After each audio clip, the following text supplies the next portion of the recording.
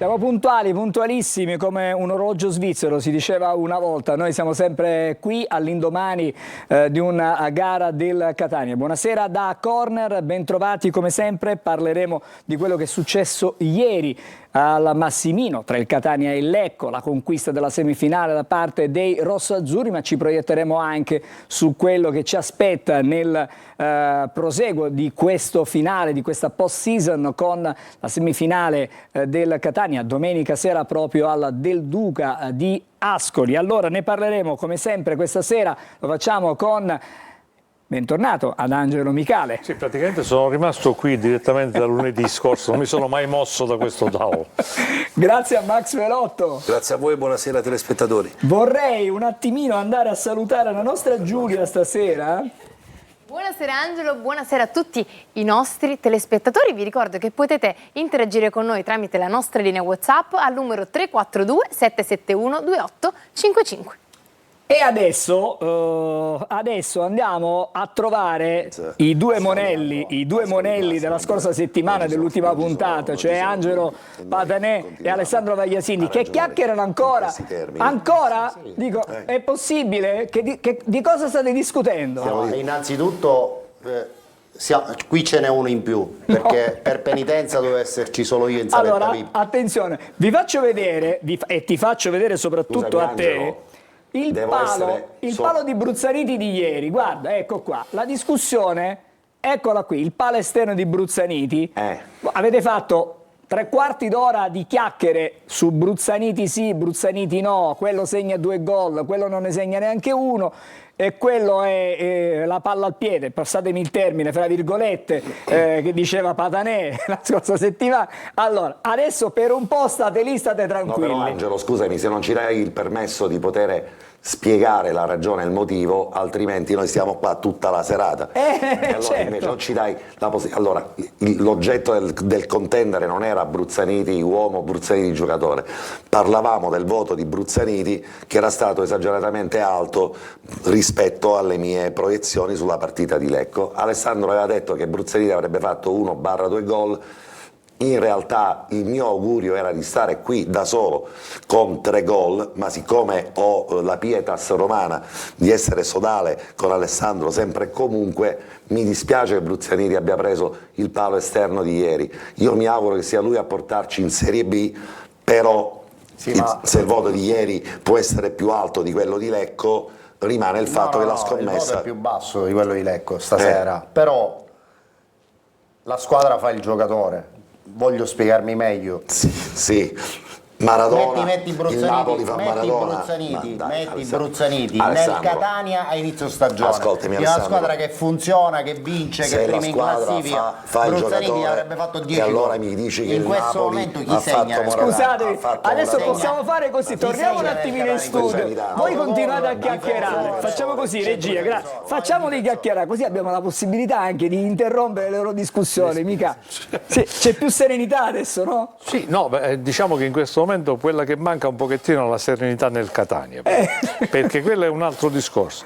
Ieri si è acceso un piccolo campanello d'allarme, mi sa. Ne parliamo fra un pochettino? parliamo un pochettino, Guardiamo intanto la nostra copertina. Intanto Esatto. Patanè e Vagliasini continuano a discutere insieme. No, Scusa. Vediamo la copertina. Forse è meglio, vediamo la copertina. Andiamo. Mercoledì sera, qui non ci sono monti, qui non ci sono laghi. A queste latitudini c'è il mare in tempesta, a queste latitudini c'è l'Etna fumante, c'è il calore, c'è il rosso, c'è l'azzurro, c'è Catania e oggi c'è Catania Lecco. Ora bisogna rassettare tutto e pensare alla gara, che questo Catania oggi veramente riesca a fare quello che sa fare e cercare di raggiungere il passaggio del turno. È iniziata la partita e ancora Coini, l'apertura a largo a destra, si fa vedere Jimenez, la sola parata, tira il gol del Catania, ma che succede? Che gol!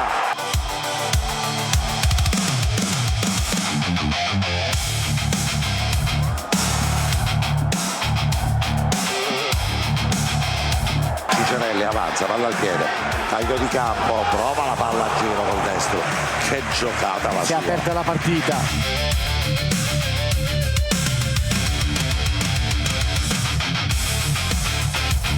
attenzione perché il pareggio della Lecco arriva con il gol di Urso che si è liberato all'interno della rigore, un taglio in verticale, Urso tutto solo, errore da parte della lettura difensiva, c'è chi corso con Giaquinto Di Parma che sta aspettando indicazioni e l'arbitro decreta il calcio di rigore, incredibile.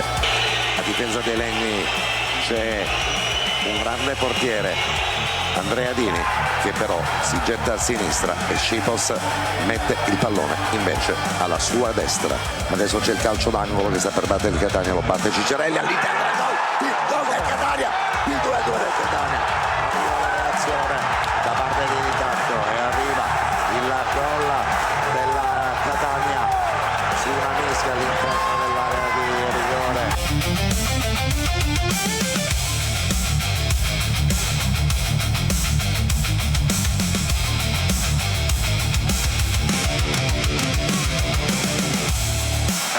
Siamo un buon pallone con Ierardi, lo accarezza col destro, rientra sul sinistro, poi con l'esterno destro ancora lo scambio con Ierardi, il tiro, il gol di Ierardi, il gol di Mario Ierardi, ma che gol, ha aspettato, hanno sognato i giocatori del Lecco.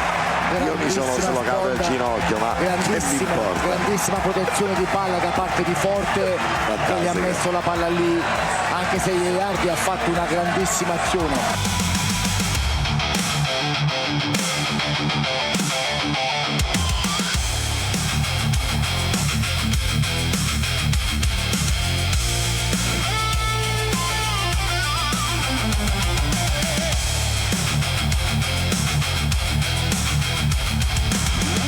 C'è il gol del Lecco, ma prima io sono assolutamente convinto che l'arbitro non abbia visto un fallo di mani di Konate. Stiamo rivedendo anche noi Ha dato gol, le immagini, ma ha dato gol perché il tocco sul tiro poi di Luca forse non è stato con le mani ma è stato con il piede. Può partire Guaini, danza sulla pallone, lo scarico dall'altra parte libero per Raino, tutto a sinistra per la possibilità di Bruzzaniti di puntare il portiere avversario e metterla fuori. L'arbitro fischia proprio in questo istante alla fine della partita. Che fatica, ce ne andiamo ad Ascoli, facciamo la valigia e andiamo ad Ascoli. Allora, andiamo ad Ascoli, vi siete tranquillizzati voi?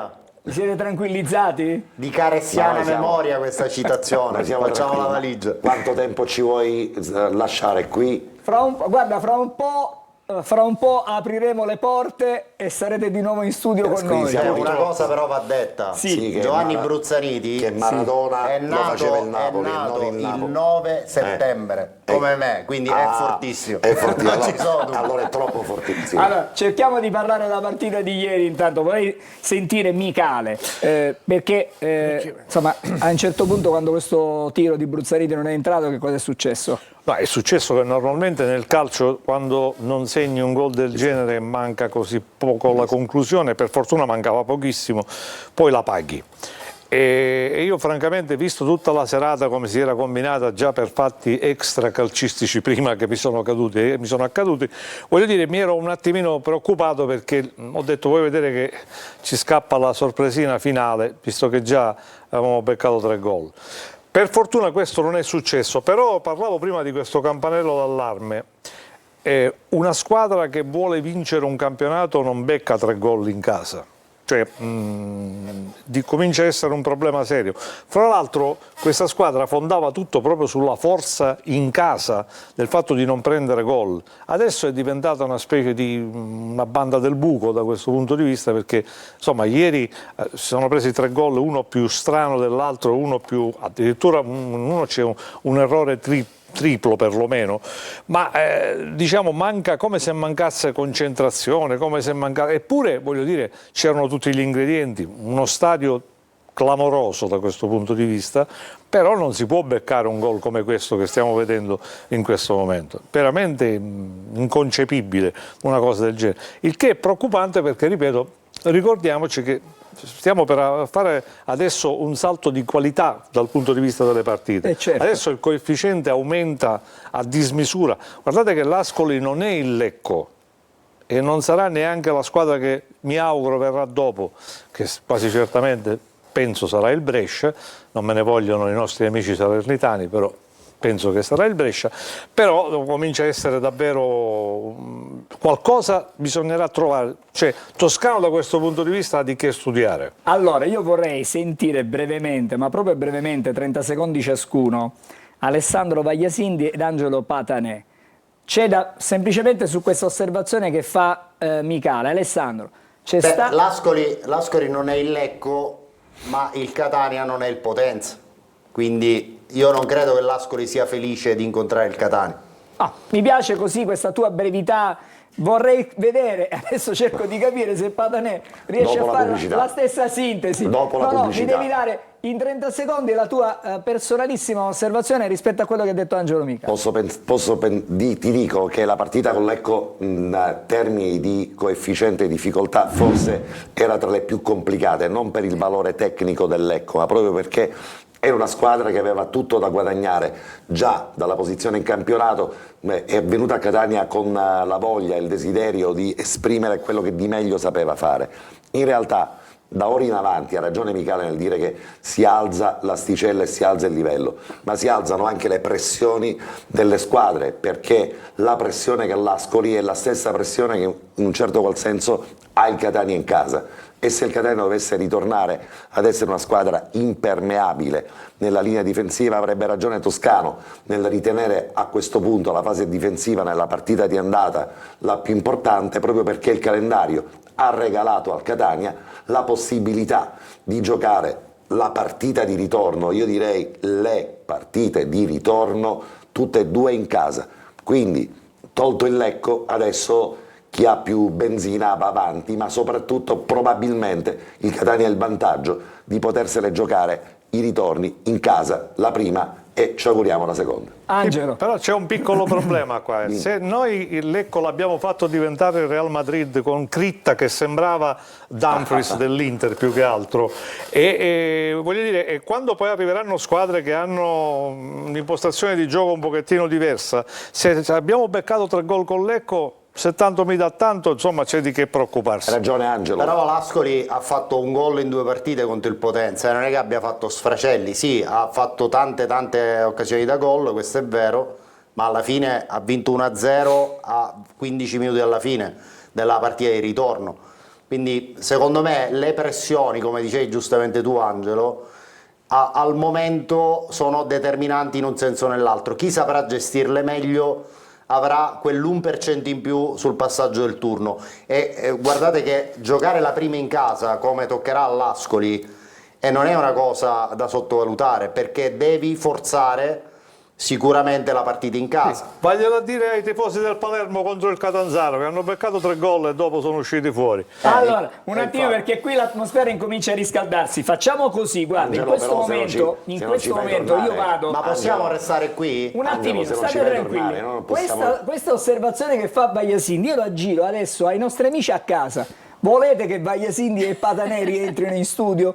Sì o no? Diteci la vostra. Nel frattempo andiamo a leggere i messaggi che la nostra Giulia in questo momento ha già sul suo tablet, e poi andiamo in pubblicità e al rientro scopriremo se da casa hanno, diciamo, deciso, vorrebbero il vostro rientro qui nello studio. Facciamo così. Pollice su o pollice giù? Esattamente, facciamo così. Ma Andiamo c'è possibilità che uno dei due rientri e l'altro rimanga qui? no, in coppia. Abbiamo gli stessi pantaloni oggi, Esattamente. stessa divisa. Andiamo da Giulia. Qualcuno scrive: Patanè e Vagliasindi, per favore non vi acchiappate, sono anche dispiaciuti. Poi Giuseppe invece 54 scrive: Bruzzaniti ha sbagliato il gol per il semplice motivo che ha tirato di sinistro, avesse tirato di piede destro avrebbe fatto gol. No, Giulia ha sbagliato l'ultimo stop prima della conclusione, questa è la chiave tecnica dell'errore. Allora, facciamo così, facciamo la pubblicità e poi vi dico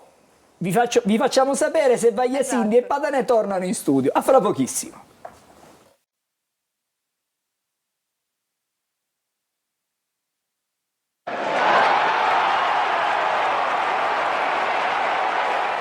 Eccoci, allora siamo tornati in studio. Vorrei sentire dalla voce della nostra Giulia se abbiamo dei messaggi già che puoi darci, se no te li do io i messaggi. Sì, dai, è meglio che me li dai Allora, al momento. vi dico che cosa hanno scritto.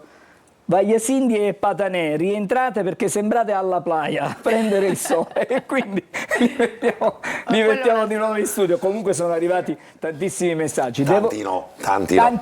Tantissimi no. Tantissimi Possiamo no. promettere che alla prossima fascia pubblicitaria torniamo di là. Si può fare, è una buona idea. Adesso però riprendiamo la nostra discussione Facciamo e zapping. Cercate di stare tranquilli, No, altrimenti lo studio è no, attivo. La cosa bella è che un giocatore fa cioè la squadra fa un giocatore, secondo Vagliasindi. E tu che cosa dici? È come dire che, voglio dire, il Napoli-Maradona lo faceva il Napoli e non Maradona. Che esempio, Basta, caro però. mio, così. Non incominciate perché caro, altrimenti così. scatta la prossima pubblicità. No, Ecco, però l'esilio. ti stupirò. Sì.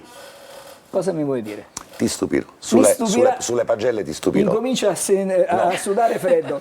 Vorrei andare da Max, che non abbiamo ancora sentito. Un giudizio sull'arbitro, poi vedremo però la Moviola fra non molto e fra le altre cose avremo un'immagine esclusiva che potrà chiarire un dubbio sul terzo gol del Lecco. Ma guarda, nel complesso, l'ho detto anche ieri durante diretta stadio, l'ho ripetuto stamani nel reel che abbiamo pubblicato sui nostri canali Instagram, la prestazione dell'arbitro secondo me è stata accettabile, è stata sufficiente.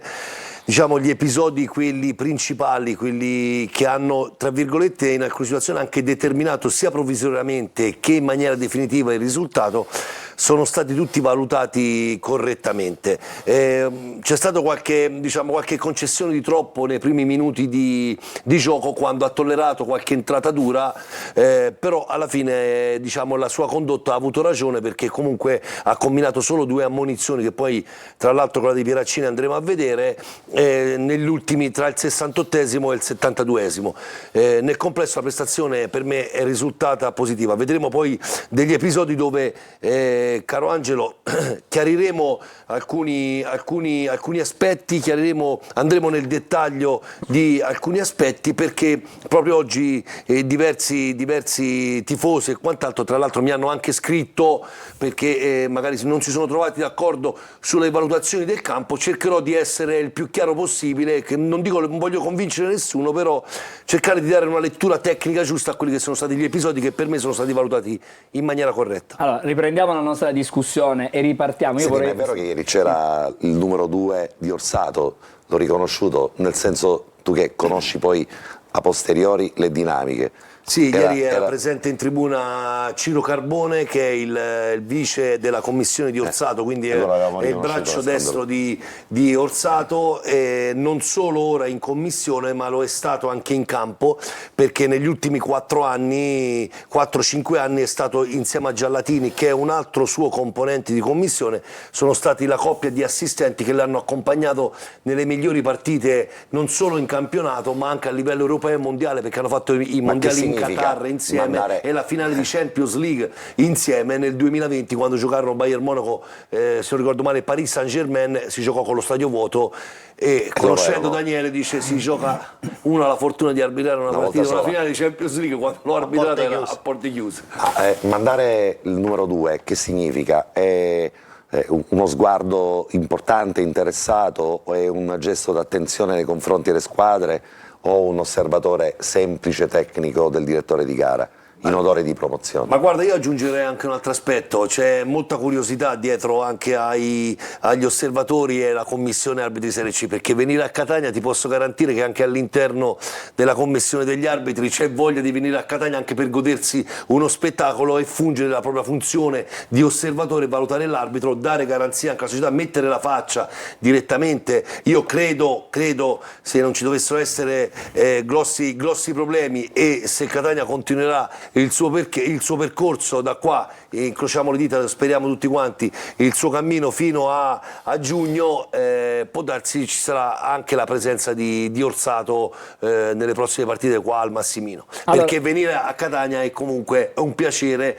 perché è uno spettacolo non solo tecnico ma proprio anche di pubblico, quello che abbiamo visto è stata una cosa meravigliosa. impressionante. A proposito volevo dire Mi che pare a che proposito ieri della ci fosse coreografia anche sì. Alessio Castellini allo stadio, questo, che non ha perso ovviamente la sua passione per i colori rosso. volevo dire a proposito della nostra copertina che è stata montata da Ottavio Longo, In compagnia di due compagni del Mantova. abbiamo mostrato una splendida coreografia proprio su tutti i settori dello stadio. Che meraviglia. Qualcosa di veramente coinvolgente. Siamo rimasti a bocca aperta, trascinante. tutti. Guarda, adesso Non solo vediamo gli per highlights, però c'è la coreografia che è davvero importante, imponente anche con diversi, ma proprio diversi momenti in diversi proprio settori dello stadio. Guardate che questa eccolo coreografia, qui. quelle che vedete, hanno un tempo di realizzazione lungo. Vogliono Tanto 15, tempo, sì. 20 giorni di lavoro ininterrotto. Qui siamo prima eravamo in curva nord, qui siamo nella B. E quindi abbiamo rivisto davvero, ma anche quella della curva sud, se non sbaglio, mancava. Curva Sud Castellursino. Adesso la faremo bellissimo, vedere fra non molto. bellissimo Volevo il Castellursino. Con anche Ciccio ricordare famoso. una cosa, che da stasera siamo in live streaming visibile esclusivamente sul sito siciliaweb.it, quindi non è possibile vederci in altra maniera sul sito. YouPorn, no, Sicilia, sicuramente. vedi, questo è quello che mi fa diventare. Allora, faremo una cosa, dopo la pubblicità, Patarè torna di nuovo nella stanza e ci sta sino alla fine della trasmissione, così siamo tranquilli. Ci sta. No, Angelo mi ha dato l'assist. No, è Troppo, possibile, guardate. Gagliano mi dà l'assist. Ma che assist? Ma che faccio? E te Non lo va di giochi rete. subito. Non va di rete, non va di rete. Bravo. Facciamo così, torniamo dalla nostra giuria e sentiamo qualche messaggio da casa e poi parliamo sì della partita di ieri, però vorrei andare un po' avanti, grazie anche alle grafiche che poi ha preparato il nostro Alessandro, dai. Che io però non posso vedere. Ma un po' le facciamo Mi hanno vedere. ciecato. Oscurato. È giusto, stasera è così mi perché ci sembra sono, vedi, è una penalizzazione Esatto. che va avanti. Esatto. È come Esatto. giochi senza frontiere. Ai jolly, se giochi i jolly siamo a posto. Allora, Purtroppo non è la prima volta che le rimesse lunghe dei portieri mettono in difficoltà la nostra difesa. Occorre porre rimedio a questo handicap. Ecco. Soluzione trovata. Tribuna B per controllarla, fare e dire, poi vabbè. allora Sì, il prossimo il messaggio. Campo troppo scivoloso, tanti pericoli potenziali, più il terzo gol preso perché Quaini scivola. Perché? Ve ne Hanno siete innaffiato accorti? il campo prima della partita. Sì, quindi più questo. volte. Hanno innaffiato il campo. Per la frase Forse il di- dosaggio non era buono. È stato eccessivo probabilmente, sì. Per la frase iniziale degli highlights detta da Angelo Patanè, qui non ci sono monti né laghi, ma solo il mare in tempesta, vale l'intera trasmissione. Lo scrive Giuseppe, Tribuna Lo scoprite B. stasera che Angelo è un poeta. È un Esatto. No, ma la cosa particolare di queste dirette poi, Sì. ma tu lo sai Angelo, Michele mi sopporta da una vita, il prologo. è che io non mi preparo proprio nulla, cioè non ho in mente vero. nulla. È proprio grave questo, capisci, Michele? Esatto. Il problema è patologico. Poi mi arrivano gli assist come quello prima di Gagliano e allora vado a insaccare. L'idea di aver vissuto quella bella giornata a Lecco con quel paesaggio Respirato. straordinario, che però sì, sarà anche bello, ma il lago non mi dà forza, non mi dà movimento. Il monte in sé per Il sé pesce di lago non è il pesce di mare. in sé per sé sì, è un paesaggio pittoresco, però noi siamo abituati ad altro. C'è anche la gestione, quelle due lenzuola bianche con scritte tutte allo stadio. Io non me ne ricordo, cioè girando la Sicilia non trovi un campo sportivo dove ancora scrivano per una Tutti allo partita stadio. tutti allo stadio. Ovvio, è una dimensione completamente diversa, qui non è di una latitudine, un modo di vivere il calcio Pura completamente diversa. diverso. Noi viviamo il calcio in una maniera unica, forse a volte esageratamente unica, però sono orgoglioso di essere cresciuto qui guardando quella proiezione che sarà anche affascinante, poetica manzoniana, quella dei monti e dei laghi, ma lasciatevi vivere davanti all'Etna e davanti al mare. Se mi ci mandate, perché se qua continua ancora mercoledì, giovedì, lunedì, martedì, domenica, io non ci vado più a mare. Domenica vai in collina. Domenica vado in collina, sì, mi fanno Allora, fare un bel viaggio. posso per leggere in solo collina, questo? sai. Sì, leggiamo questo messaggio. Cosa Ieri Zanellato sembrava Modric, l'anno scorso da noi era meno in forma di Vaglia Cindy.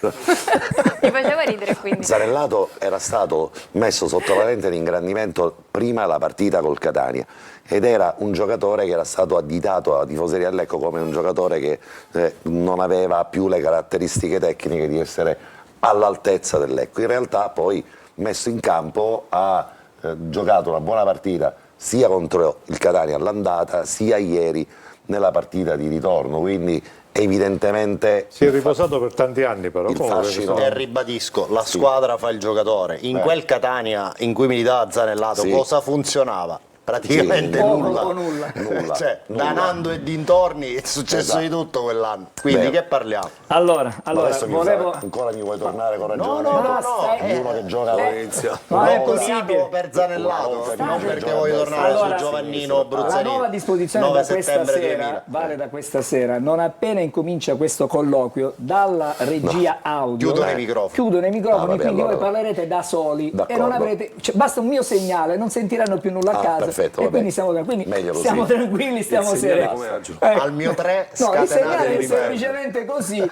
e andiamo a chiudere i microfoni, va bene? Allora, adesso parliamo invece sì, della partita di ieri. Angelo in qualche modo ha detto qualcosa, ha segnalato questo campanello Sì, però d'allarme. il gol di Gerardi me lo devi fare rivedere 50 volte stasera, Guarda. perché è un gol talmente pazzesco che non Questo- può passare solo nella copertina.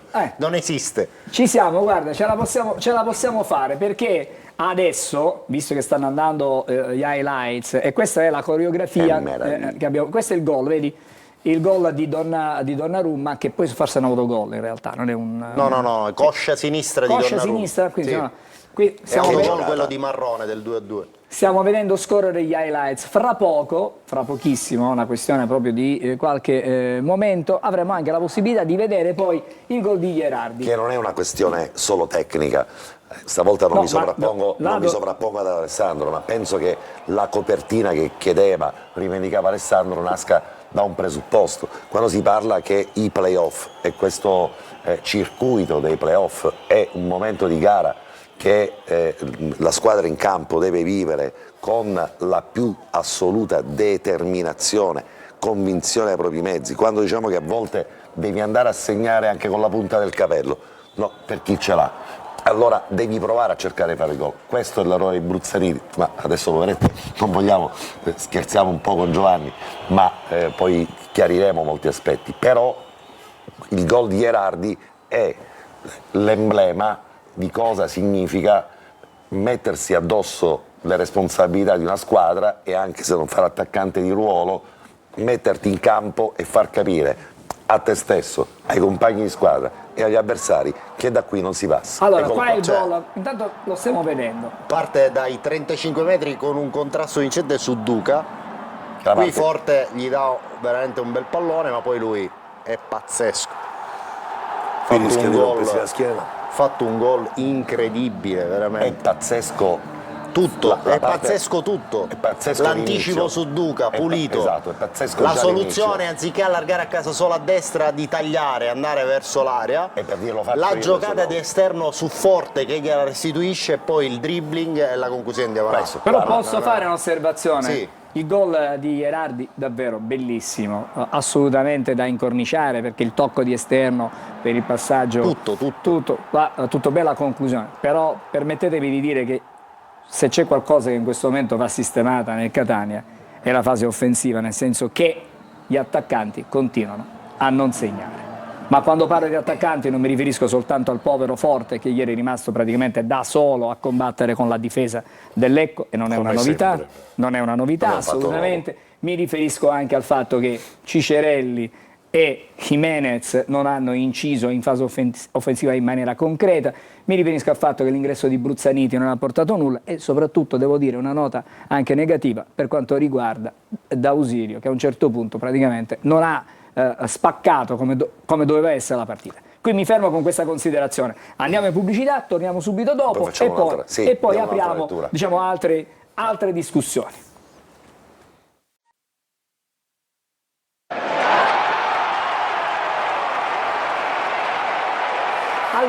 Allora, adesso abbiamo già annunciato, vi ho detto più volte, cerchiamo di capire meglio alcuni episodi. Facciamo la moviola in questo segmento, così chiudiamo, diciamo, il Sono capitolo. d'accordo. il capitolo Moviola, perché sono questa state immagine diverse esclusiva, Angelo. e Noi adesso abbiamo ci arriviamo dei anche diritti, all'immagine esclusiva. Dobbiamo ringraziare il nostro telespettatore che ce l'ha fornita. Noi abbiamo lavorato poi oggi qui in redazione, l'abbiamo ripulita, abbiamo cercato di renderla quanto più, diciamo, importante e significativa possibile. Però andiamo con ordine, partiamo dal rigore del Lecco e vediamo se questo rigore era da concedere oppure no.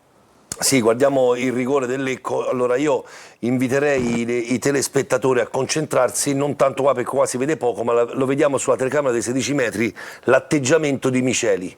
Allora, il gioco del calcio, il pallone e il contendere, cioè c'è una grossa differenza tra impedire cercando di giocare il pallone, la giocata dell'avversario, e c'è differenza nell'impedire all'avversario di giocare il pallone. Questa è la grande discriminante, grande differenza.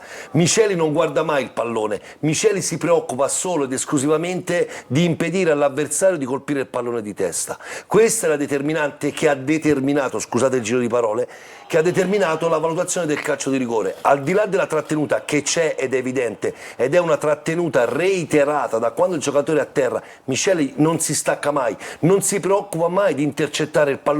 Il suo unico obiettivo è abbattere l'attaccante del Lecco. Qualcuno ha scritto, ho letto, sì, ma di trattenute così ce ne sono tante. Questa è una trattenuta funzionale all'esecuzione del fallo. Miceli non guarda mai il pallone, si dovrebbe preoccupare di dove arriva il pallone invece di preoccuparsi di impedire all'avversario, perché lui raggiunge il suo scopo, quello di non far giocare il pallone a Battistini. Quindi trattenuta netta, rigore secondo me ineccepibile. Posso aggiungere così un elemento per averlo visto in presa diretta allo stadio. Prima che questo calcio d'angolo fosse battuto, ci sono stati 2 richiami dell'arbitro.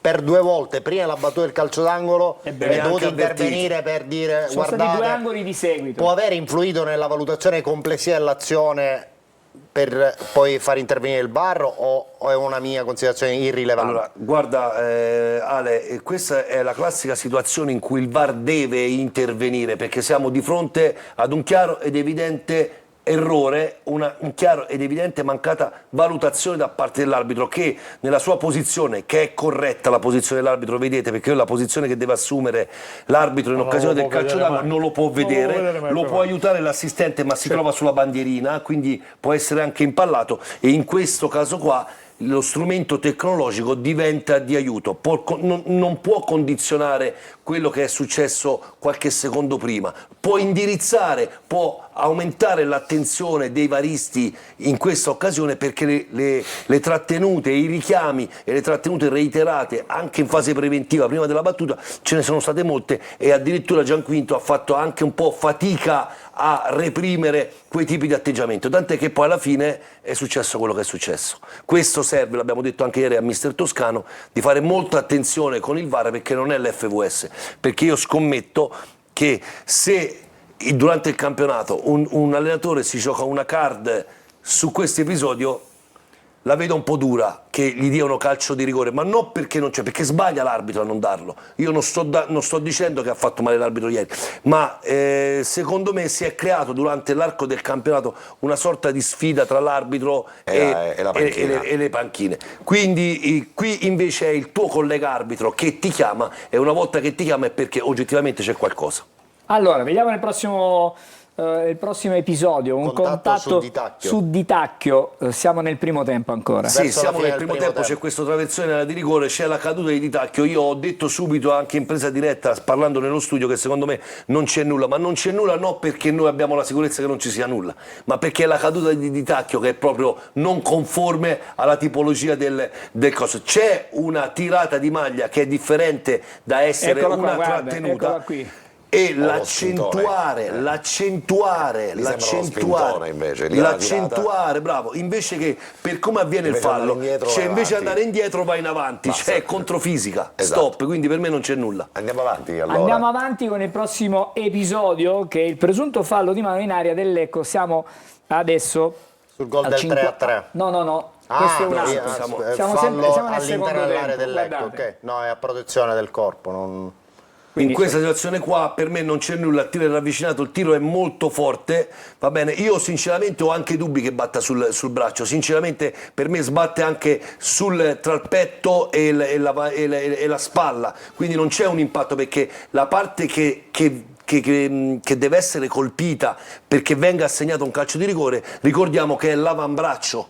Cioè, e vediamo tranquillamente che l'avambraccio è sempre libero, non viene colpito dal pallone, quindi secondo me in questa situazione non c'è nulla. Prossimo episodio della ammonizione di Pieraccini, ingenua questa ammonizione. La terza ammonizione in Genova, secondo me, del Catania. La prima ricordiamo di Miceli a Lecco con un controllo sbagliato del pallone alla ricerca di riprendere il possesso, La fa seconda fallo, Jimenez. Jimenez che trattiene un giocatore di ripartenza, e questa è un'ammonizione completamente regalata, perché puoi contrastare il portiere senza contatto fisico, l'arbitro può tollerare la tua ostruzione se non c'è contatto, ti richiama, ma se appena c'è contatto l'arbitro ti deve ammonire e deve fischiare il calcio di punizione. Lo poteva ostruire senza avere contatto. Allora, adesso siamo all'azione quella più discussa della partita, il momento del pareggio, il 3-3 del Lecco, che noi vi facciamo vedere adesso nelle immagini ufficiali che sono state distribuite ieri anche durante la partita, e quindi per questo vi faccio vedere quello che abbiamo e andiamo a vedere questo episodio. Max. Allora, io faccio una premessa importante. In diretta questo episodio io l'ho subito catalogato come un fallo di mano, ascoltando anche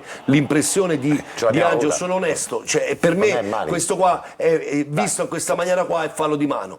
In diretta io ho scritto anche proprio sul foglio che io mi prendo gli appunti, prima che venisse convalidata rete, ho scritto rete annullata, mano netta. È vero, l'ho io ero scritto di qua, fronte a 81 Maxi e 33, io ho detto prima che fanno il check, per me questo è un gol da annullare. Poi rimango basito, rimango sbalordito dal fatto che il gol viene convalidato.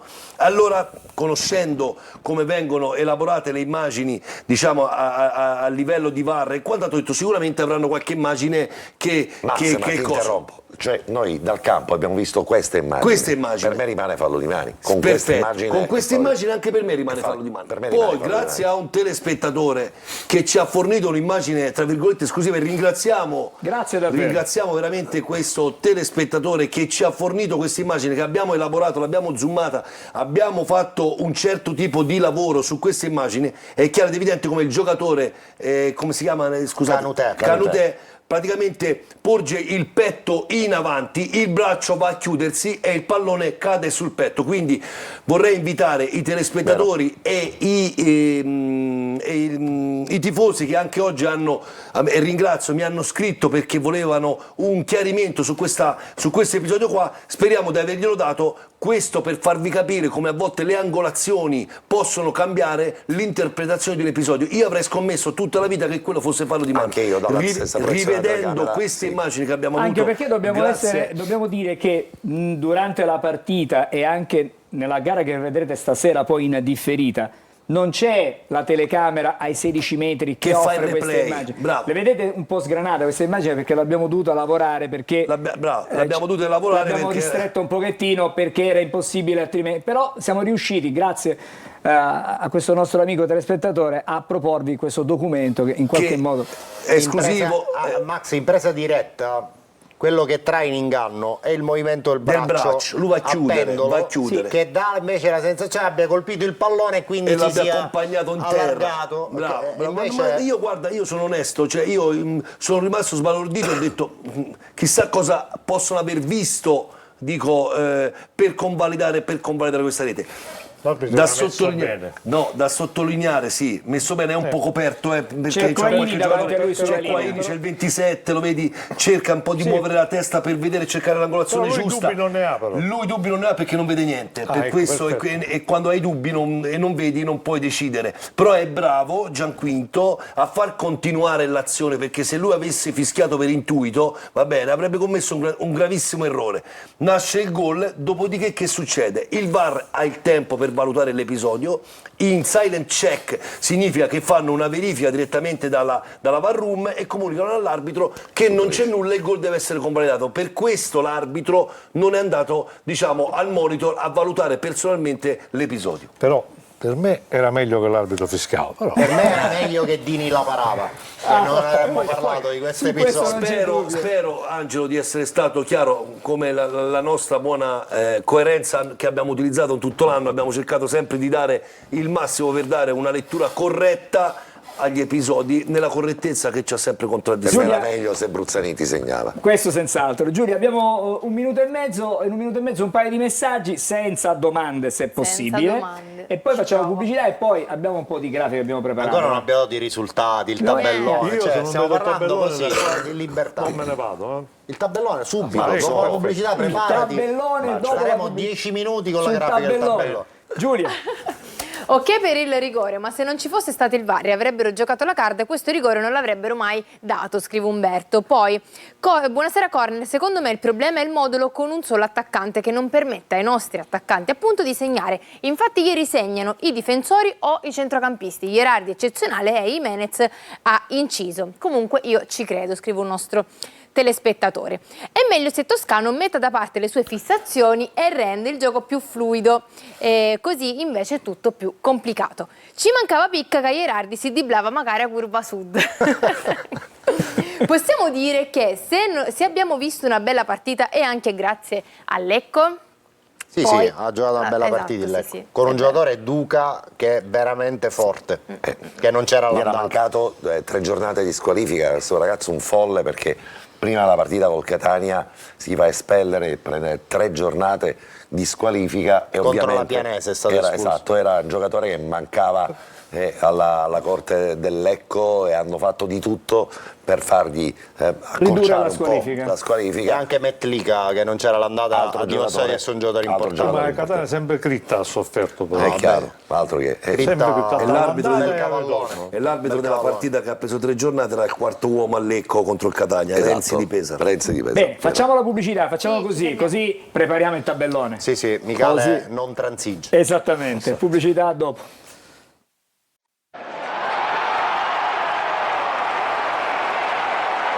Allora, le promesse vanno sempre mantenute, Alessandro, però prima del tabellone senti questo messaggio. Vai. Questo messaggio perché Lucio46 scrive: Vaglia Cindy, speriamo che le grafiche sui playoff saranno più semplici perché lunedì scorso mi fini che moment e noi questo non lo vogliamo. Ormai giusto? sono 4 squadre, quindi non possono essere difficili. Però le possiamo moltiplicare. Erano 28, figurati. Le possiamo moltiplicare, Alessandro, le informazioni. Sicuramente. Per complicarci Ci la vita. facciamo un Esatto. po' di ricami sopra. Vai. Michele, ci presenta il tabellone. Te lo vedo? Lo presento con piacere. Vediamo, eccolo qua. Eccolo qua il tabellone. Il tabellone è di una semplicità estrema. Si giocano Salernitana Brescia e Ascoli Catania come diciamo andata e poi al ritorno ovviamente si invertono i campi, diventa Brescia Salernitana e Catania E Ascoli. ci sono anche gli orari fissati, Sì, e sono degli orari diversi perché il Catania gioca alle 20 e anche Brescia Salernitana gioca alle 20. No, alle se- 21. alle 21, pardon. Salernitana Brescia alle 21. E poi si Al gioca alle ritorno 21. invertito. Al ritorno invertito alle 21 e suppongo che questa partita a questo punto andrà in Rai probabilmente. Sì, no, già Salernitana probabilmente- Salernitana Brescia va in Rai Salernitana Brescia e Catania e Ascoli va in Perché Rai. quando Il l'orario ritorno, slitta alle attenzione, stiamo 21 parlando del Catania, ritorno. il ritorno. Esattamente, sì.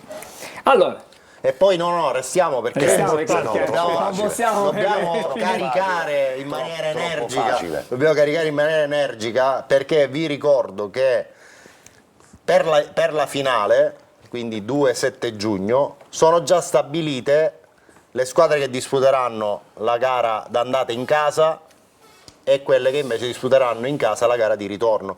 Quindi tenendo conto Stai del andando avanti, numero 1, eh. semifinale numero 1, Sì. da quella semifinale uscirà la squadra che giocherà in casa l'andata della finale, così come dalla semifinale numero 2, quella che ci interessa, uscirà la squadra che giocherà in casa la finale di ritorno. Quindi Brescia-Catania e Catania-Brescia.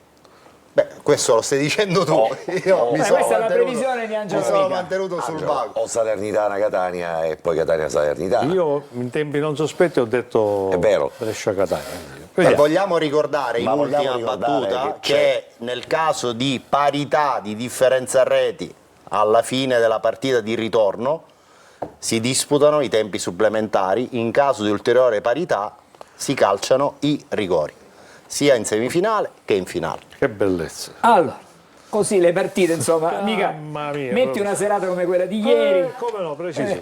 Facciamo così. Ma se si calciano i rigori, Sì. vogliamo Chi capire chi può partire con un leggero vantaggio tra queste quattro Oh, squadre? attenzione a questo perché è un dolore di te. Poi il dolore di testa arriva qui. Sì, ma ci arriviamo, ci arriviamo. Allora, vi ho preparato questa, Ecco, perfetto. questa grafica Questa in che tre. ci dà il rendimento dei 4 portieri titolari che disputano le Final Four con il loro rendimento sui calci di rigore. Andrea Dini è il portiere dei 4 che ha la più alta percentuale di parate sui calci di rigore. In carriera ha affrontato 44 rigori, ne ha parati 12, ha subito gol 32 volte per una percentuale di parate del 27,3%. Dietro Dini c'è il portiere dell'Union Brescia Stefano Gori, che in carriera ha affrontato 50 rigori, parandone 9 e subendo gol 41 volte, percentuale di parate del 18%. Terzo Antonio Donnarumma della Salernitana, 36 rigori in carriera, 5 parati, 31 gol subiti, percentuale 13,9%. Ultimo di questa graduatoria è il portiere dell'Ascoli, Samuele Vitale, ma è anche un fatto anagrafico perché è un 2002, quindi è il più giovane di questi 4 portieri. In carriera ha affrontato 8 rigori, parandone soltanto uno, con una percentuale di parate del 12,5%. Lunedì prossimo vi faremo invece vedere Che cosa? non chi para i rigori, ma delle squadre chi li calcia, quale sarebbe poi l'ordine La fai tu? eventuale, Questa grafica la fai ma tu? possiamo gestirla, sarebbe bello farlo anche Ma con qua i ci nostri- vorrebbe un servizio di controspionaggio, Esatto, perché gli staff tecnici su questo tema non fanno filtrare neanche E allora un facciamo fiammifero. Dopo tutto questo lavoro, naturalmente poi non ci sarà nessun calcio di rigore. intanto- Abbiamo No, non è un scherzato. problema di calcio di rigore, Angelo. La I tiri. possibilità che le sfide alla fine della partita sì, di sì, ritorno no, si per concludano carità. ai calci di rigore. Sì, Però, e infatti- secondo me questa eventualità non è per nulla da scartare. Allora facciamo così, che noi lunedì prossimo vedremo qual è insomma, l'idea dei nostri telespettatori, che ci danno 5 rigoristi e vediamo tra No, calma, le scelte come facciamo? dei Cioè, 5 rigoristi stiamo facciamo la parlando- nostra grafica, Allora, Ascolta, una nostra non è che scaletta. è così semplice pigliare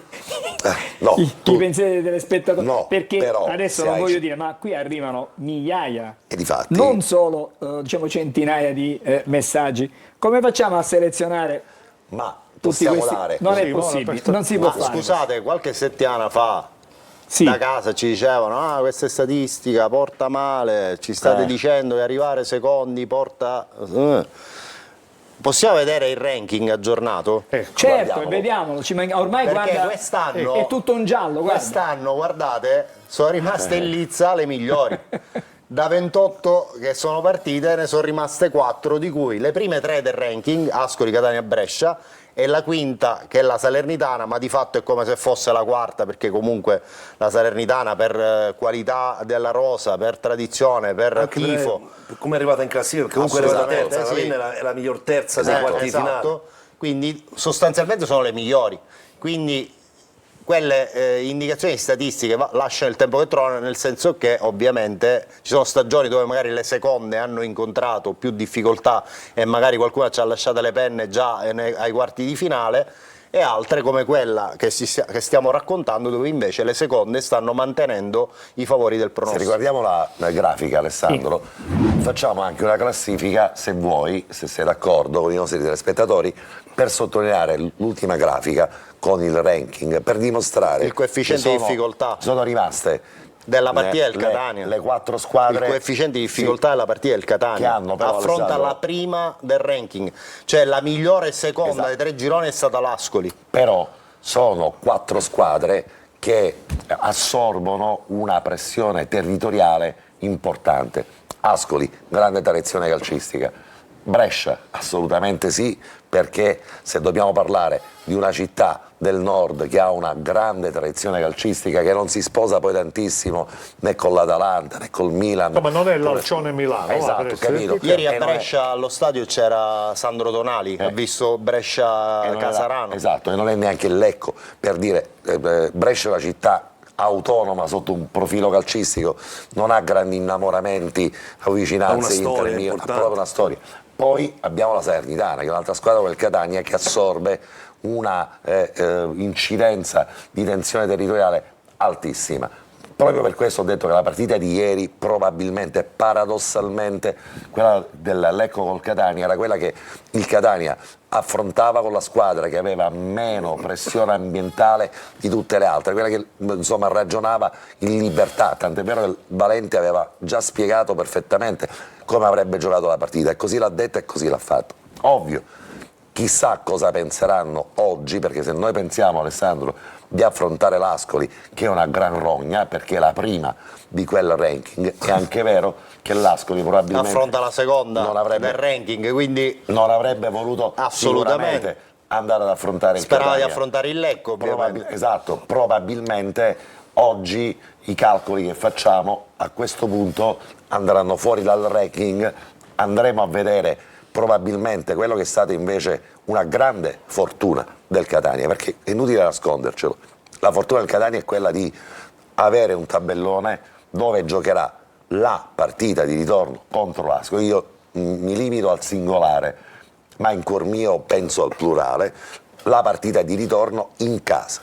E allora questo... Una grande squadra trasforma il vantaggio del fattore campo in modo esponenziale. E allora? Se il Catania da ora in poi alza l'asticella del rendimento, le due partite in casa, speriamo appunto che siano due, diventano per me insostenibili per qualsiasi squadra avversaria, perché giocare in un Massimino gremito e soprattutto con un obiettivo martellante in testa, cioè quello di trascinare questa squadra laddove tutti sogniamo, per una squadra avversaria, credetemi, è parecchio complicato. Quello che è stata la contestazione di fondo che abbiamo fatto al Catania per tutto il campionato di quest'anno era quello di avere una straordinaria difesa e non andare a cercare la profondità in attacco. Ascoli Catania può essere la partita del Catania, nella misura in cui se riesci in quella partita a non prendere gol hai tecnicamente vanificato un vantaggio che è quello di giocare la prima partita in casa degli avversari e giocarti il secondo, gliel'hai bruciato agli avversari e ti giochi un ritorno tutto al Massimino, dove a quel punto davvero può segnare chiunque, perché se è vero che non segnano gli attaccanti, Michele, stavolta hanno segnato i centrocampisti. Ma non si possono prendere 3 gol in casa, io continuo a ribadire sempre, questo è un campanello d'allarme importante. Se mi permetti, Angelo, si possono prendere quei gol, soprattutto, soprattutto il primo. Quel primo poi non ne parliamo. Certo, il terzo anche, in qualche modo la Dini forse non ha visto partire la palla. Non è una fatalità. Io devo ringraziare Carlo Breve, che anche dalla Cina mi manda tutta una serie di informazioni e di messaggi e anche di filmati che riguardano gli avversari al Catania. Presto lo farà anche con l'Ascoli. La partita del noi Lecco... cercheremo di collegare Carlo Breve lunedì esatto. sera, perché capiamo che lui ha guardato tutta la partita ieri. È notte fonda, attenzione, lui ha guardato tutta la partita ieri sera, era notte fonda, ci ha chiamati, ha voluto il conforto. Però l'azione con la quale Lecco va al primo gol, Alessandro, è un'azione codificata del Lecco. Lecco ha due lancio soluzioni, di Furlan, Cipos che viene due soluzioni a fare codificate. legna e gli esterni che questa azione la provano da solo, senza difensori però, perché è la stessa cosa. Questa è la stessa cosa. Ma qua basta che Pieraccini calcia il pallone in tribuna B e l'azione è finita, cioè c'è poco da discutere. Di Cipos l'ha mancato proprio il controllo qui, magari voleva controllare invece. Ma chi lo porta a fare questo tentativo di giocata in una zona così pericolosa? Alessandro, ma erano 4 giocatori del Catania attorno a uno solo. Il più vicino al pallone era Pieraccini e lì in linea la difesa del Catania. Va liberato il pallone senza badare all'eleganza. 5 giocatori in fase difensiva hanno perso praticamente l'opportunità di andare a chiudere sull'unico. Su un'azione codificata, cioè su un'azione che il Catania sa che Lecco... E già c'era stata una bisaglia qualche minuto prima con Duca che si era inserito in aria rientrando e poi Dini lì era stato bravo a opporsi, ma la bisaglia c'era già stata. Vorrei chiudere questo segmento di trasmissione con, se ce la facciamo, con le pagelle e il migliore. Però speriamo di non innescare quello che è successo la settimana scorsa. Io ti consiglio di fare dopo pubblicità perché lui è malintenzionato. Facciamo, vediamo il migliore e poi facciamo anche le pagelle, dai. Sì, andiamo a vedere con l'aiuto della nostra grafica chi è stato il migliore della partita disputata proprio ieri, ed è stato lui, Mario Gherardi, con voto 8. Gli attaccanti non segnano? Nessun problema, nell'area nemica c'è Marione, ispirato più che mai. Parte col brivido perché non appare ben posizionato quando Duca si invola verso la porta di Dini. Si fa perdonare inducendo all'autogol lo sciagurato Marrone nel momento più critico. Un'energia positiva che sconfina nella ripresa quando Marione lascia a bocca aperta i 20.000 con una delle più incredibili magie degli ultimi anni. Una progressione di 35 metri di straordinaria qualità, forza e follia. È il perno della resistenza finale. Tengo a precisare che Gherardi non è la prima volta che tenta questo tipo di azione di saltare più avversari e andare in porta. L'ha tentato anche altre volte, solo che questa volta gli è riuscito davvero in maniera splendida, grazie anche a quel passaggetto che vi sembra un passaggetto ma non è una cosa così semplice da parte del nostro centravanti Forte, che invece difende molto bene il pallone. Io lo andrei a rivedere ancora. Maestro Forte in questo tipo di giocata è bravissimo. È forte perché non riescono a sradicarlo dal terreno. Cioè è forte perché è forte. È forte proprio, cioè è una specie di toro in campo, per cui da lì non lo sposti neanche di un millimetro. Fermiamo l'immagine, però vediamo una cosa che è forse il tallone d'Achille del Catania. Quando parte l'azione noi non riempiamo mai l'area di rigore. Tutte le azioni offensive del Lecco portavano ieri, guardate. Vabbè, però Angelo è una ripartenza dove chiaramente ruba palla e non possono simultaneamente tutti buttarsi in area. Prima, d'accordo. No, parlo di questa specificazione. Qui converge, hanno tutto il tempo da sinistra al centro di andare a cercare il rigore. Continua il dribbling, si accentra, fermiamoci qua, guardate chi c'è in area di rigore, soltanto Forte, è già l'azione della partita 7-8 secondi addietro. Adesso il tallone d'Achille di questa squadra è proprio probabilmente questo. Ieri il Lecco, che bene non aveva molto da perdere e tutto da guadagnare, comunque anche in casa aveva una densità all'interno dell'area di rigore straordinaria, avevano sempre 5-6 giocatori, anche di più, ovvio, quando ti butti all'arrembaggio anche 9-10. A supporto di quello che tu stai dicendo, se torniamo un attimo indietro con le immagini, vi faccio vedere cosa fa Cicerelli. Quando Gherardi tenta l'incursione in aria, dovete guardare cosa fa Cicerelli. Ecco, guardate, in questo momento c'è, guardate Cicerelli è qui proprio sulla sinistra. Questa è Casasola. Questa è Casasola, da quest'altra parte al invece. Centro c'è Cicerelli, al centro c'è Forte, di fronte alla lunetta. Di fronte alla lunetta, vedete che c'è Cicerelli, che si ferma. Vuole il pallone laterale per tirare. Guardate, si ferma e non entra in aria. Si lamenta Casasola perché era solo, scusate il gioco di parole, però Gherardi ha assolutamente ragione da questo punto di vista. Però quello che fa Cicerelli è interessante, lui non entra in aria, rimane fuori per la respinta. Esatto, però chiaramente non facciamo la famosa densità in aria in questa maniera. Bene, allora facciamo così, le pagelle le vediamo dopo la pubblicità perché abbiamo impiegato 3 minuti e mezzo solo per però dire era un dettaglio tecnico. Un dettaglio importante. Hai un'idea di quello che succederà quando arriverà il voto su Bruzzaniti? Non ce la faccio mica. Perfetto. Pubblicità.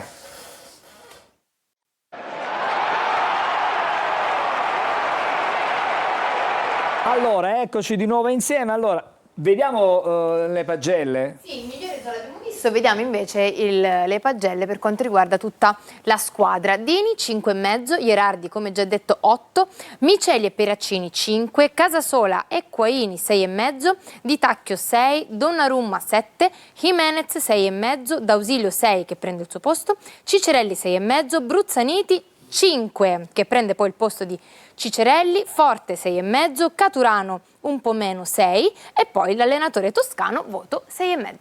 Allora, queste sono le pagelle, vorrei iniziare con Micale.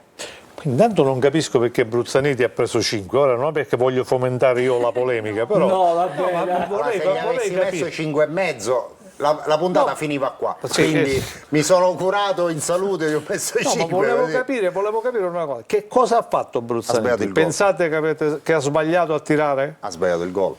Ah, cioè, quello secondo te è un errore? Ha sbagliato lo stop prima del tiro. Angelo, cos'è? Scusami tanto. Parte solo davanti al portiere. Di che stiamo parlando? Quante volte abbiamo visto errori così tramutarsi se poi ce la fa rivedere in la gol degli regia, avversari? cerchiamo di capire l'ultimo tocco prima del tiro. Allora, eccolo, adesso lo vediamo. Allora, vediamo il replay. Sì. Eccolo qua. quel tocco col piede destro che secondo me È il secondo stop che non gli funziona. Esatto. Però Alessandro devo stupirti. Perché... Se voi scusami Angelo, se voi riguardate lui all'ultimo momento decide di cambiare tipo, non il piede perché deve tirare di sinistro lì, ma decide di cambiare giocata perché lui poteva rientrare e tirare di destro, va bene, invece ma perché sbaglia lo stop Max? Sì, per guardate, rientrare prima si porge come se volesse rientrare con il destro e poi dopo fa quel doppio movimento e tira di sinistro. Quindi siccome ha preso il palo piglia 5. Che strano modo di vedere il calcio. Facciamo una cosa, allora ti stupisco Angelo, proprio perché ti voglio dire che ieri Bruzzaniti rispetto alla prova di Lecco quantomeno ha dimostrato di poter avere e dare un apporto a questa squadra. In un tempo limitato ha tirato, si è fatto vedere. È anche vero che l'errore è macroscopico e madornale. Michele non è d'accordo. Perché abbiamo parlato, adesso abbiamo scherzato tanto su Bruzzaniti, che ci auguriamo invece che possa diventare un valore aggiunto di questa squadra, perché adesso, a parte gli scherzi, tutti quanti dobbiamo possono dare un contributo per tutti. E vanno sostenuti fino all'ultimo minuto dell'ultima partita. Però vorrei che Bruzzaniti guardasse il gol di Gherardi, cioè il gol di Gherardi è l'emblema di quello che si chiede ad un giocatore di qualunque squadra e del Catania in particolare in giornate come queste, come diceva la canzone, in giornate come queste che ti capitano una volta nella vita, 2 volte nella vita, 4 volte in una carriera, devi dare il 101%, devi inventartelo il gol. Fai il difensore, posso fare gol, se faccio l'attaccante lo devo fare ancora di più. E allora sconfessiamo gli alibi, gioca a destra, gioca a sinistra, faccio l'attaccante, il trequartista, sì ma Toscano mi mette a destra, io c'ho il piede sinistro, voglio stare lì. Quello non può essere un alibi, cioè non può essere la ragione per cui un giocatore qualunque del Catania in questo momento scompaia dal campo.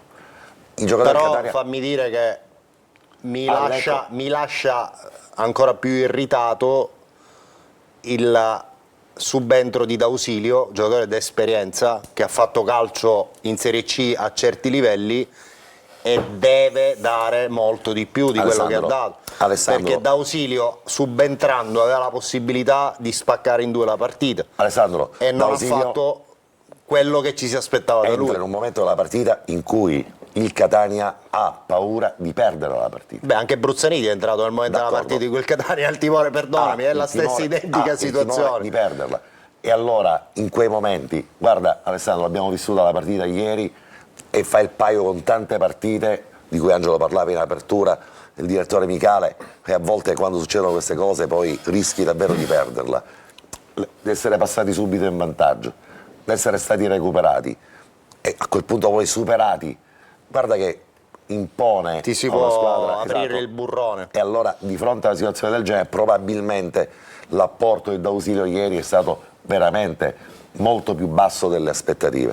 Però parto sempre dal presupposto che chiunque deve guardare, chiunque indossi la maglia del Catania deve guardare il gol di Gherardi, perché non perché è bello, non perché tecnicamente o stilisticamente, come giustamente dici tu, è un gol importante, ma perché è il tipo di comportamento, il tipo di atteggiamento che una squadra che vuole provare a vincerlo questo campionato deve avere. Ti ricordi Vincenzo Guerini qualche puntata fa? Dal numero di maglia. Qual è il requisito numero 1 per andare lontano ai playoff? Il coraggio. Il coraggio. Questo è un manifesto di coraggio. E allora questo gol. Non devi cercare alibi sulla posizione, su quello che vuole l'allenatore. Bisogna inventarsi, bisogna improvvisare anche a volte. Bisogna uscire fuori dagli schemi, non solo tattici, ma proprio dagli schemi mentali. Esatto. Ci sono partite che queste si risolvono a prescindere da come scendi in campo, conta il risultato e va raggiunto in qualsiasi maniera. Allora, una promozione è qualcosa di straordinario. Sappiamo tutti quanti. E ci vogliono cose straordinarie. Giocate straordinarie. Sappiamo tutti quanti che Bruzzaniti, che è stato un po' l'emblema, dopo la finiremo con Giovanni, è normale, l'emblema di questo dibattito che ci ha condotto per 4 giorni. Però lo sappiamo tutti quanti che preferisce giocare a sinistra, che soffre se è messo a destra, che è un giocatore adattato a un ruolo, ma ovviamente dall'altro lato c'è Cicerelli. però pretendiamo da questi giocatori che vanno in campo che non scompaiano anche se sono scontenti di giocare in una posizione, devono stare in campo e dare quello che possono, perché sono minuti che non tornano più, sono minuti che ci possono consegnare ad una Serie B, o sono minuti che ci possono lasciare ancora una volta. Si è preso una moment, te in lo questa voglio dire. Non per le mie grafiche. No, assolutamente no. Anche perché sono totalmente in disaccordo con quello che hanno detto, perché la colpa di Bruzzaniti è semplicemente una colpa di pochissimi centimetri. Voi dovete immaginare che 2 centimetri in meno quella palla sbatte sul palo e rientra in rete, e questi due signori poi avrebbero detto che Bruzzaniti era il migliore in campo. Cambiamo argomento. Benissimo, questa è la chiosa di Michele. Vorrei tornare da Giulia, e sono un po' di messaggi, dai. Dario Curva Nord, voglia Cindy, ma qualche serie TV, Netflix ogni tanto, stata lì? Certo che sì, e come? Però trova lo Con stesso un ex tempo. dirigente del No, Catania, no, me ne ogni vedo tanto. tante. Ogni tanto la guardi sul pullman. Anche. Dai. Buonasera amici di Corner, ieri Gherardi ha fatto un bellissimo gol davvero attaccante, ciò che non riescono invece a fare Forte e Caturano. Che ne dite di Gherardi come unica punta? Chiedo per un amico, da Andrea. Non mi pare che affrontando l'avversario in casa al ritorno sia un notevole vantaggio. Notevolissimo. Prova ne è proprio in Catania-Siena, persa ai rigori proprio in casa, ti scrive Fabio. Il vero del calcio è che si può dire tutto Tutto è il l'opposto contrario di di Esatto. Non c'è Preferivi problema. giocare la partita di ritorno ad Ascoli?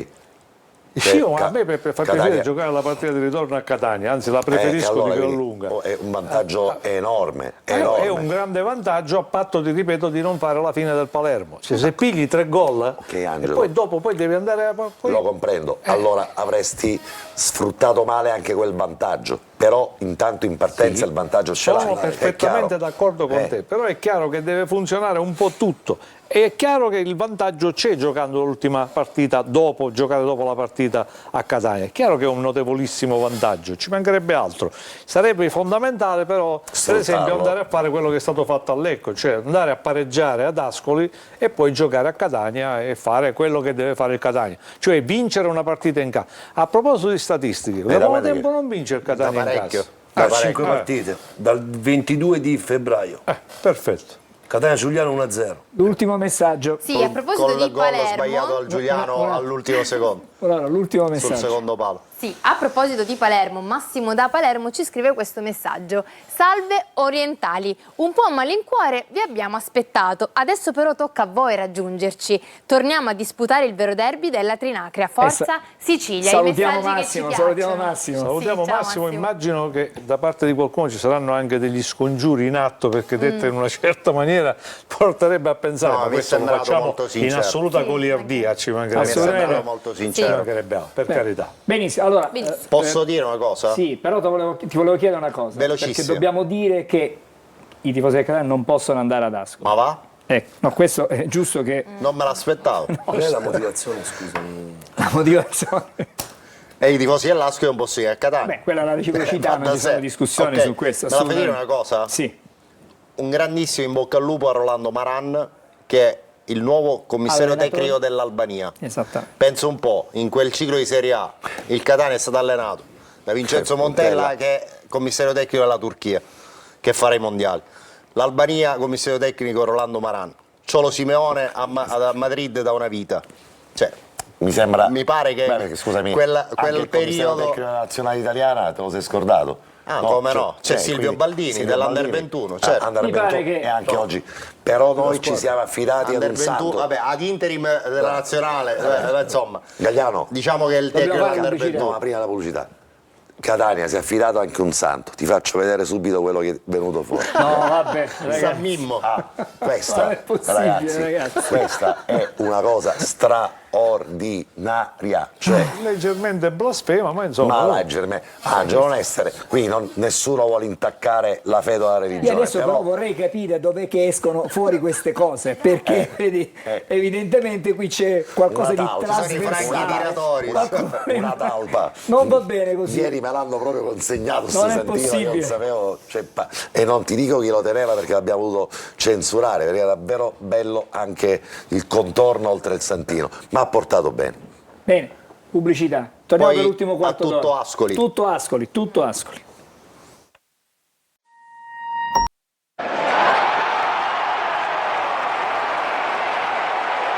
Ultimo quarto d'ora di corner per stasera. Allora Alessandro, tornerei un attimo sulle pagelle, perché da casa scrivono che abbiamo dato voti a tutti, giocatori, allenatore, panchina, non panchina. Adesso però ci chiedono un voto sul pubblico. Ma che voto vuoi che dia a uno stadio di quel tipo? Cioè, è uno stadio che non c'entra assolutamente nulla né con la Serie C né con la Serie B. È uno stadio di alta Serie A ieri, ma veramente di alta Serie A. E ci dispiace che quello stadio non può girare Italia a sostegno del Catania. Certamente in queste partite di semifinale chissà se andrà avanti, chissà forse ancora per quanto tempo. Ed è davvero un peccato, perché poi quello che riusciamo a dimostrare in casa a volte siamo in grado di poterlo vanificare quando ci presentiamo lontano dal Massimino. Davvero un peccato. Sì. Beh, concentriamoci adesso sulle... Andiamo a scrutare il valore dell'Ascoli con la prossima grafica del prossimo avversario per insomma capire qual è il rendimento dell'Ascoli tra le mura amiche al Del Duca. 12 vittorie, 5 pareggi, 1 sconfitta in campionato con un saldo reti di 33-9. Ai playoff una partita, quella disputata ieri con il Potenza, una vittoria, un gol fatto, 0 subiti. Tendenzialmente potete vedere una squadra che prende pochi gol in casa, in campionato ha preso soltanto 9 gol. Nelle ultime 10 gare interne, tra campionato e playoff, 8 vittorie e 2 pareggi, nessuna sconfitta. L'ultima sconfitta al Del Duca è datata 23 novembre 2025, quando vinse l'Arezzo, poi promosso in Serie B. Comunque il problema è qui, quello che è il problema vero di tutta questa squadra arriva la prossima parte della schermata. I marcatori. Quei due signori lì. Duffizzi, esterno sinistro attacco dal piede sopraffino e dalla notevole velocità, 13 gol, così come la prima punta Gabriele Gori, 9 gol per Milanese, 7 gol di Shakir che ha segnato proprio contro il Potenza, 6 di Rizzo Pinna, l'altro trequartista che gioca in posizione centrale. Poi abbiamo anche Corazza, tanto per fare qualche nome così en passant, 3 gol, e Corradini 3 gol. L'ultima formazione schierata da Tomei, tecnico molto molto valido, che è stato a lungo vice di Eusebio Di Francesco, ha sempre utilizzato con le squadre che ha allenato il 4-2-3-1, lo ha fatto anche ad Ascoli con appunto Vitale tra i pali. La difesa a 4 prevede Alagna a destra e Guebre a sinistra, Curado e Nicoletti, ma si è infortunato nel primo tempo, è stato sostituito da Rizzo, difficilmente lo vedremo in campo contro il Catania. I due mediani sono Corradini e Damiani, i 3 trequartisti da destra a sinistra Silipo, Rizzopinna e Duffizzi, la prima punta Gori. I ricambi potete vedere sulla parte destra, tra gli altri appunto Shakir, Oviciak, un bel esterno d'attacco, così come Del Sole, giocatore che è stato a lungo fermo per infortunio in questa stagione, è rientrato da qualche partita, molto talentuoso, un ex promessa del settore giovanile della Juventus. Squalificati Menna, diffidati nessuno, l'Ascoli non ha preso ammonizioni contro il Potenza né all'andata né al ritorno. Da valutare Nicoletti, ma insomma dalle informazioni in nostro possesso è difficile che possa rientrare contro il Catania. Diffidati, ricordiamolo, giocheranno. 4, lo vediamo ora, vedere subito compreso Toscano, 4 compreso Toscano. 3 di campo. Questi sono i diffidati del Catania, Miceli, Pieraccini, Menez e appunto Mimmo Toscano. Per quanto riguarda quelle che possono essere le informazioni in vista di Ascoli per la formazione che schiererà Toscano, abbiamo provato a immaginare questa formazione, poi magari facciamo anche qualche ragionamento più specifico. Rispetto a quello che abbiamo visto ieri, uscirebbe Pieraccini e entrerebbe Celli, con centrocampo e attacco invariato, sarebbero gli stessi interpreti. Da ragionare sul fatto che l'Ascoli ha i suoi punti di forza sugli esterni, le due catene sono molto ben oleate con dei movimenti assolutamente codificati, da una parte Alagna e Silipo, dall'altra Guebre e Duffizzi. Servono secondo me corridori specifici per il Catania sia a soprattutto destra che a sinistra, è gente di passo, gente veloce, quindi il ragionamento che si può anche fare, Celli sicuramente ha queste caratteristiche, tra Gherardi e Miceli, vabbè Gherardi neanche ne parliamo, ma Pieraccini al posto di Miceli, magari con Gherardi centrale e Pieraccini sulla parte destra, potrebbe essere uno schieramento in grado di avere delle frequenze adeguate sui due esterni, fermo restando che il primo lavoro lo devono fare a monte i due trequartisti, quindi Menez, Cicerelli, ma anche Bruzzaniti, non come titolare, ma sicuramente per caratteristiche ha un passo che può essere utile per questo tipo di giocate che fa l'Ascoli. Quindi un lavoro importante che deve partire dai due attaccanti esterni, dai quinti, Casasola da una parte e Donnarumma dall'altra, e sicuramente due marcatori, due braccetti con frequenze alte che possono uscire in maniera tempestiva su Silipo e Duffizzi. Il gioco dell'Ascoli dipende al 70% dalle due catene. Sono 4 giocatori, Alagna, Silipo, Guiebre, Duffizzi, che possono cambiare l'inerzia della partita in positivo o in negativo per l'Ascoli. Io ho guardato il campetto, Alessandro, se lo rivediamo penso che ci siano invece probabilità che qualcosa cambi, non nel sistema di gioco, perché ovviamente sappiamo che Toscano probabilmente mette in campo la squadra più prevedibile di tutte quante le altre, ma probabilmente potrebbe esserci anche un turno o quantomeno un tempo di riposo per Miceli. Lì in mezzo, in quella linea dei tre, potrebbe essere deciso un giocatore che abbia più centimetri e che probabilmente abbia corso di meno, anche perché tra gli errori di Miceli di ieri dobbiamo mettere anche un coefficiente di stanchezza che ha accompagnato Miceli, che ha concluso quasi tutto il campionato ed è titolare sempre. L'altro aspetto è che invece, magari sogno, ma dopo 2 partite con chilometri e chilometri percorsi da Forte, non per demerito di Forte, ma per provare a dare probabilmente qualcosa in più o di diverso al Catania, probabilmente potrebbe essere tempo di schierare nel primo tempo Caturano. In trasferta non ci credo completamente, proprio, ma nella maniera più assoluta. Sono d'accordo con Michele. Se io fossi toscano, proprio perché il lavoro di Forte è fondamentale, perché Forte serve a far salire la squadra, Forte serve a tante cose che sono diverse rispetto alle caratteristiche di Caturano. Caturano è lì, messo lì con un mestiere che deve segnare. Io non mi stupirei che ci fosse invece qualche sorpresa sugli esterni, perché lì bisogna stare molto attenti all'Ascoli. Non mi stupirei per esempio magari qualche esterno un po' più difensivo rispetto a Donnarumma e Casasola. Per esempio non mi stupirei se fosse messo sin dal primo minuto Raimo, che non mi è dispiaciuto, e attenzione a rivedere l'assist per Bruzzaniti, che è stato bellissimo, è stato cambio di campo, piccolo capolavoro, ha tagliato un piccolo capolavoro. Sì. Sono d'accordo. Quindi può darsi che possa servire per l'economia della squadra un'impostazione diversa sugli esterni. Alessandro, volevo chiederti invece Rientri? se ce ne saranno. Non credo proprio.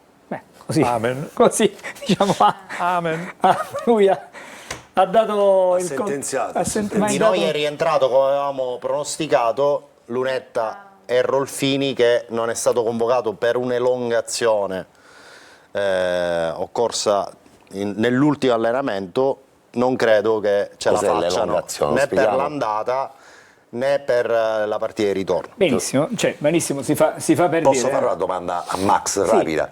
Max, so che non hai capacità divinatorie, ma ci puoi dire secondo te quali saranno gli arbitri di queste partite che il Catania dovrà affrontare? Il Catania e la Salernitana, secondo quelli che sono ormai... Secondo i tuoi criteri, Max, certo non possiamo pretendere che è rapido, escano i nomi. Se no Gagliani va al cartellino oggi. No, però se mi fate una domanda del genere, mentre cerco di imbastire il ragionamento, faccio frullare il mio cervello e cerco un attimo di fare un ragionamento rapidissimo. Allora, noi siamo alle ultime 2, 4, 6 partite, giusto? Perché sono 4 partite delle semifinali e 2 partite del coso, quindi dovremmo avere una griglia di arbitri pari a 6 arbitri, di cui alcuni arbitri hanno anche un vincolo, perché in questa fase qua secondo me il vincolo regionale conta molto, e io partirei da una constatazione mia personale, quelli che secondo me sono gli arbitri in lizza per andare in Serie A. Siccome dalle ultime decisioni, deliberazioni da parte del Comitato Nazionale dell'AIA è stato deciso che quest'anno transiteranno dalla Serie C alla Serie A, Serie B 5 arbitri. 5 arbitri dei quali io vedo, secondo quello che sono le mie previsioni, sono Poli di Verona, Manedo Mazzoni di Prato, Madonia di Palermo, Drigo di Portogruaro e Di Loreto di Terni. Questi sono 5 arbitri che secondo me saliranno, secondo il mio parere. Il sesto arbitro che dovrei inserire in questa griglia che andrà ad occupare le 6 partite, io metterei Ubaldi di Roma. Perché Ubaldi? Perché Ubaldi è il sesto anno, va bene, è rimasto ancora che non ha fatto partite, perché Lovison ha arbitrato sì. Salernitana Ravenna all'andata, e ho saputo che c'era a vederlo Orsato e gli ha dato diciamo il saluto per rispetto, è andato e l'ha visionato in quest'ultima partita. È stato un bello spettacolo arbitrare a Salerno, quindi io metterei Ubaldi e quant'altro. Se andiamo a fare un attimo a vedere le partite, quindi anticipo quelle che sono le designazioni, le 2 designazioni di domenica perché sono uscite, sì. Ok? Quindi sono Ubaldi che arbitra Ascoli Catania e Madonia di Palermo che arbitra Salernitana Brescia. Madonia non può arbitrare il Catania per ovvi motivi regionali, quindi viene inserito subito, perché nella gara di ritorno c'è il problema che poi hai Poli di Verona che lo devi inserire nella gara di Catania, perché quindi secondo me Catania-Ascoli, la gara di ritorno sarà arbitrata da Poli che non può arbitrare il Brescia in quanto lombardo. E Veneto. Scusami, Veneto e Lombardo il Brescia. Le mie previsioni sono che Ubaldi e Madonia sono usciti, sono ufficiali, arbitrano queste 2 gare. Poli farà secondo me Catania-Ascoli e Manedo Mazzoni arbitrerà Brescia-Salerno. Potranno essere invertiti solo ed esclusivamente in relazione al grado di difficoltà della gara, perché secondo me Poli è più capace ed è più garantista rispetto a garantista, nel senso offre più garanzie a livello tecnico di Manedo Mazzoni, quindi io spererei di trovarlo a Catania, mentre le 2 finali secondo me verranno arbitrate da Drigo e Di Loreto. Queste sono le mie previsioni, quindi Drigo e Di Loreto, le 2 finali. Questo pezzo di trasmissione. Vabbè, è registrato, è archivio, non ci sono problemi. Queste sono le mie previsioni. Puntata vedremo. 1 minuto per Giulia. Sì.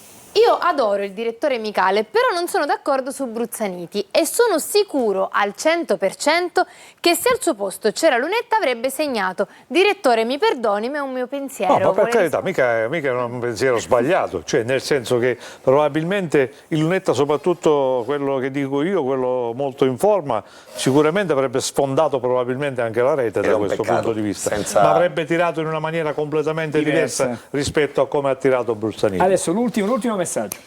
Volete dire a Toscano di giocare con il 3-5-2 forte e Caturano? Grazie da Renato. Grazie. Ora però il campionato è finito. Esatto. Lui ha 2 punti e non ci gioca, manco se lo andiamo a torturare tutti quanti insieme. Quindi, posso dirti che penso che intimamente Toscano davvero pensi che poteva giocarsi questo campionato con 2 attaccanti. Ma guardate che Toscano ha sempre giocato col 3-5-2, esatto. Cioè non è che è una cosa dell'altro mondo. È che ovviamente se imbastisci una squadra dove ci sono tutti quei trequartisti e dove ti manca il centrocampista, che tutte le squadre... Per giocare col 3-5-2 devi avere 6 centrocampisti. E quindi... Catania stento ne ha 3.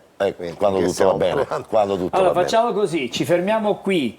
Basta con i messaggi, stop ai messaggi. Perché io pensavo invece di fare una piccola parentesi su Bruzzaniti. No, guarda amica, lasciamo stare. Volevo dire semplicemente che subito dopo la nostra trasmissione c'è la differita integrale. Mi vai a passare un attimo questo? No, questo lasciamo stare. Mi vai a passare questo? No, scusami, a questo punto la devi fare vedere. Non la possiamo fare vedere. Scusami tanto. Allora, io la faccio vedere. No, non so non la vedo, non si vede. Ma no, chi è? Quello lì, guardate, non puoi chiedere allora Gagliano queste cose le nasconde proprio perché arrivano questi messaggi, e guardate questo Gagliano francescano che ovviamente santo subito. Mira, dov'è? Ve la faccio vedere perché guardate, Adesso guarda, No, i nostri bellissimo. telespettatori sono veramente straordinari. Che poi Ce ne Gagliano hanno- è così nella vita. Esatto, lui è proprio lui è proprio Cioè, lui così. quando finisce indossa il Esatto, saio. lui- Vabbè, andiamo a lasciamo chiudere, stare, dai. guarda, lasciamo stare, va bene. Allora, stavo ricordando che c'è la differita integrale di Catania Lecco con Marco Carli e Ermanno Florio, e devo ricordare anche che noi torniamo comunque. Dopo la messa. Torniamo venerdì. Torniamo venerdì.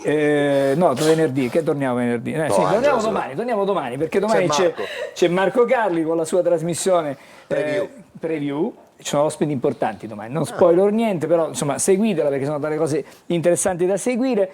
E poi noi torniamo domenica con diretta stadio. Torniamo domenica. Non è così. Perché no? Perché tu torni domattina qua alle io ho 6 e detto, un quarto. io ho detto, torniamo domenica. Il Seggio torna torniamo domenica. a partire insomma dalle 19:30 circa con Però diretta. saremo più precisi nelle prossime ore. Non lo so, Su questo, quando no, 19:30. Ma perché devi dire queste cose? Torniamo con diretta stadio. Intanto questo è certo. Intanto abbiamo allungato la stagione di 10 giorni. Benissimo. Quindi Bene. dal 17 che siamo entrati siamo arrivati al 27. Fatemi ringraziare chi Poi ci pazientemente sarà l'ultimo passo. ci ha sopportato anche stasera, a partire da Gaetano Marano, a Graziano Picone e a Ottavio Longo, che hanno lavorato per noi, hanno fatto l'impossibile. Grazie a Giulia, Grazie a tutti voi che ci seguite e ci sopportate.